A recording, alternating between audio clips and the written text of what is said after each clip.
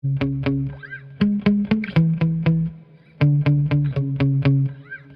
vintage Traxxas Vortex seems to have a lot of different areas where I might be able to find some more speed while using the mechanical speed controller. Last time out, it actually got a little slower with the taller gearing. I was not expecting that. A big part of it's probably the stock motor is not that powerful, but what I did is today I went ahead and removed the stock wires for the manual speed controller. As you can see here, the stock wires for the battery cable, they might be 18 gauge. They're really thin. They're like spaghetti noodles. The motor wires also are quite thin.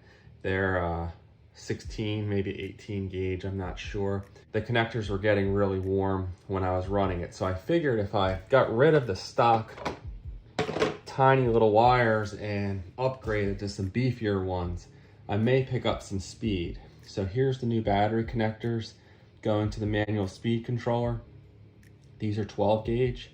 And I also ran 12 gauge wires from the manual speed controller to the motor. Now again, I might not pick up much power with this stock setup, but I'm gonna go ahead and run it. I'm gonna put the stock tires back on it and we'll see what this thing can do. Last time out, it hit 36.5 miles an hour. So maybe I could pick up a mile an hour or two if I put the stock gearing back in here. And then I'm also gonna test it with bearings to see what kind of performance increase that gets. Then I'm gonna throw the Traxxas 12-turn motor in here and we're gonna see just how fast this car can go. I'm thinking it may get up past 50 miles an hour. Now it may not be able to do that on a mechanical speed controller, but you know I'm gonna give it my best try and we'll see what it does.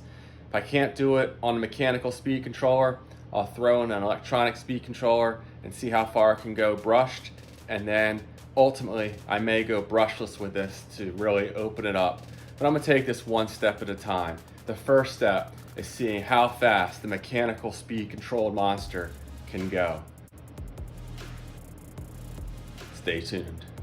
All right, real quick, let me go over some of the modifications I have for this car. There's more coming, but I also have some ball bearings here. I'm gonna put these in here, compare it to how fast it went stock, and see how many miles an hour faster it is. I had some really good guesses in the community section of my channel. It looks like most people think these bearings are gonna add at least 4 miles an hour. But if you want, go check out the vote in my community section and put in the speed that you think this Vortex will gain with the Fast Eddie ball bearings for the wheels. Right now it's running bearings for the wheels. Then I'm gonna still run this crappy Ovonic 50C battery. All their 50C line is crappy, they all underperform. But one of my great sponsors, which is rcbattery.com, they sent me out 2 batteries to use in this car. So I'm gonna use this Liperior 2200 mAh 3S LiPo.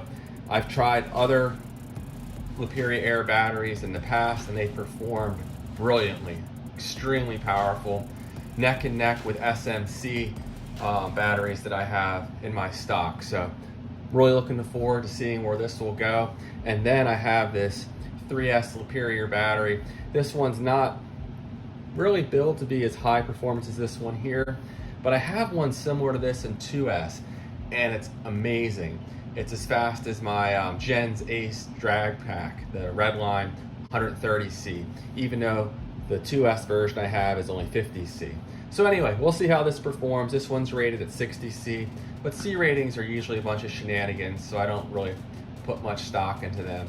And we'll see how fast it actually performs with these 3 different LiPos. Brushed, we may not see a huge difference, but it's gonna be really interesting to see as this car progresses and as it gets faster, how much faster these different batteries are than this crappy Ovonic battery.